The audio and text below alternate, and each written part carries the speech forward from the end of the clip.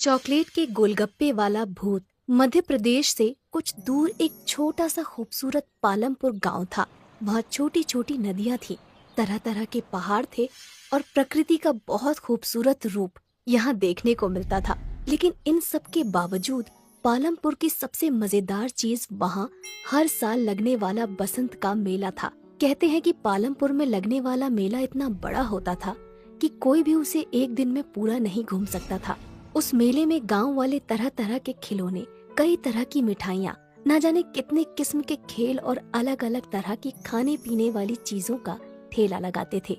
और इन ठेलों में से एक सबसे मशहूर ठेला था सुरेश चाट भंडार। 4 पहियों के इस ठेले पर सुरेश चाट पापड़ी, टिक्की और गोलगप्पे बेचता था। लेकिन बाकी सभी चीजों से ज्यादा लोगों को सुरेश के गोलगप्पे पसंद थे। मेले में हर रोज सुरेश ठेला भर कर गोलगप्पे लेकर जाता था, लेकिन शाम होने से पहले ही उसके सारे गोलगप्पे बिक जाते थे। काफी बड़े बड़े लोग सुरेश को हराने की कोशिश कर चुके थे, लेकिन कोई भी उसे हरा ना सका, क्योंकि उसके गोलगप्पों की बात ही अलग थी। सुरेश के साथ उसका एक 12 साल का बेटा माधव और एक 16 साल का लड़का रोनित रहता था। रोनित सुरेश का बेटा नहीं था, पर पिछले साल एक दुर्घटना में अपनी बीवी को खो देने के बाद सुरेश ने अपना हाथ बटाने के लिए रोनित को साथ रख लिया था। रोनित अनाथ था। मेले में सिर्फ एक दिन बाकी रह गया था। सुरेश और रोनित दोनों तैयारियों में लगे हुए थे। सुरेश जल्दी जल्दी गोलगप्पे तल रहा था। तभी उसकी नजर माधव पर जाती है, जो बने हुए गोलगप्पों के साथ कुछ कर रहा होता है। माधव बड़ा ही चंचल होता है। वो गोलगप्पों में कभी कुछ मिला देता तो कभी कुछ। माधव को देखकर सुरेश कहता है, अरे मेरे साइंटिस्ट अब क्या कर रहा है गोलगप्पों के साथ? 1 मिनट पापा। माधव ने गोलगप्पों में थोड़ी सी हल्दी, मिर्च और धनिया डाली, फिर उस पर दही डालकर कहने लगा, ये लो, ये बन गए चटपटे दही वाले गोलगप्पे। जब तू गोलगप्पे बेचेगा ना, तब ये सब नुस्खे अपनाना। अरे माधव, पढ़ लिख कर गोलगप्पे क्यों बेचेगा? क्यों, क्या खराबी है? काम इंसान को छोटा बड़ा नहीं बनाता, बल्कि इंसान काम को छोटा बड़ा बनाता है। अच्छा, मतलब ये गोलगप्पों में मिर्च धनिया भरकर बड़ा इंसान बन जाएगा? क्या पता बन जाए। तुम्हें पता है, माधव जिस उम्र में है, उस उम्र में एक इंसान का दिमाग सबसे ज्यादा तेज होता है। वो ये सब बातें कर ही रहे होते हैं कि तभी माधव चिल्लाता है, ये देखिए पिताजी, मिट्टी के गोलगप्पे। ये देखकर रोनित हंसने लगता है और कहता है, अगर गोलगप्पे में मिट्टी मिला देना दिमाग है, तो अच्छा है मेरे में कम दिमाग है। अच्छा चुप रहो, वो हरी वाली पोटली लाकर इस पानी में मिला दो। मैं बाहर काम से जा रहा हूँ, आते हुए रात को देर हो जाएगी। ये कहकर सुरेश वहाँ से चला जाता है और रोनित पोटली के पास चला जाता है। वहाँ 2 रंग की पोटलियाँ होती हैं, एक लाल और एक हरी। रोनित गलती से हरी की जगह लाल वाली पोटली उसमें मिला देता है। तभी उसे बाहर से कुछ आवाज आती है और रोनित बिना पानी को देखे ही बाहर चला जाता है।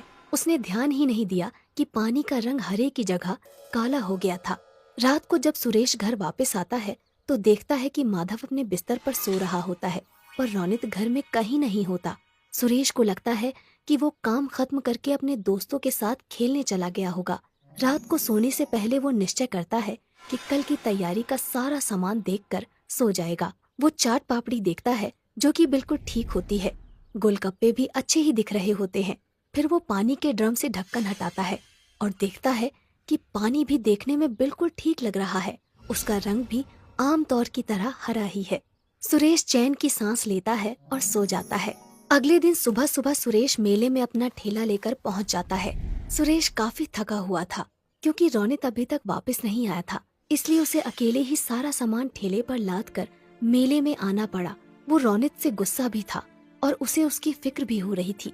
मेले में खड़ा सुरेश रोनित के बारे में सोच ही रहा था कि उसको एक आवाज आती है, भैया गोलगप्पे दो ना। जी देता हूँ। भैया जैसे पिछली बार खिलाए थे ना, तीखे वाले, वैसे ही देना। सुरेश ने उन्हें गोलगप्पे खिलाए। गोलगप्पे मुंह में रखते ही लड़की ने वापस बाहर निकाल दिया और कहा, ये क्या वाहियात गोलगप्पे हैं। सुरेश चौंक गया। लड़की ये कहकर वहाँ से चली गई और सुरेश ने एक गोलगप्पे में पानी भरकर अपने मुंह में रखा। उसने फौरन उसे बाहर निकाल दिया, क्योंकि गोलगप्पे का स्वाद सचमुच बहुत खराब था। जल्द ही ये खबर पूरे मेले में फैल गई और कोई भी सुरेश से गोलगप्पे लेने नहीं आया। शाम तक एक भी गोलगप्पा नहीं बिका और परेशान होकर सुरेश वापस जाने लगा। वो अपना ठेला खींचता है और वापस जा रहा था कि उसने देखा कि मेले में एक नई दुकान लगी है जहाँ काफी भीड़ है। उसने पास जाकर देखा तो एक नई कंपनी गोलगप्पे बेच रही थी और लोगों की भीड़ वो गोलगप्पे खा रही थी। सुरेश इधर उधर नजर दौड़ा ही रहा था कि उसने देखा कि गोलगप्पे रौनित बेच रहा था। सुरेश समझ गया कि ये वही कंपनी है जो सुरेश को काम पर रखना चाहती थी, पर सुरेश के मना कर देने पर उन्होंने रौनित को पटाकर उसका काम खराब कर दिया। सुरेश कुछ नहीं बोला, उसने अपना ठेला लिया और चलने लगा। उसे इस बात का दुख नहीं था कि उसके गोलगप्पे नहीं बिके, पर इस बात का ज्यादा दुख था कि जिस रौनित को उसने अपने बच्चे की तरह पाला, उसने उसे धोखा दे दिया। यही सोचते सोचते वो घर पहुंच गया। उसे देखते ही माधव बहुत खुश हुआ और बोला, पापा, आप इतनी जल्दी आ गए और सारे गोलगप्पे वापस क्यों ले आए? वो बेटा, पता है मुझे, आप इसलिए लाए ना ताकि मैं नए गोलगप्पे बना सकूं।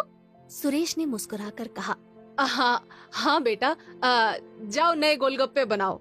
ये सुनकर माधव खुश हो गया और कुछ गोलगप्पे लेकर वहाँ से चला गया। सुरेश वहीं बैठकर सोचने लगा कि कैसे अपने गोलगप्पे बेचने का काम दोबारा से शुरू करे। वो ये सब सोच ही रहा होता है कि माधव अचानक उसके सामने आकर कहता है, पापा, आ करो। अरे क्यों? आ करो ना। सुरेश ने अपना मुंह खोला और माधव ने एक काला सा गोलगप्पा उसके मुंह में डाल दिया। ये क्या डाल दिया मेरे मुंह में? क्या मिलाया है तूने इसमें? चॉकलेट। अच्छा। ये गोलगप्पे खाकर सुरेश के दिमाग में एक आइडिया आया ही होता है कि तभी माधव कहता है, ये लो पापा, ये भी खाओ। सुरेश मुंह खोलता है। इसमें क्या मिलाया है तुमने? मिट्टी और लाल मिर्च। सुरेश हंसने लगता है और माधव को गले से लगा लेता है। फिर सुरेश पूरी रात अपने कमरे में कुछ करता रहता है। अगले दिन मेले में रौनित के गोलगप्पे बिक रहे होते हैं। तभी एक आवाज आती है, ये क्या खा रहे हो? वहाँ चलो सुरेश के पास, कुछ नए किस्म के गोलगप्पे आए हैं।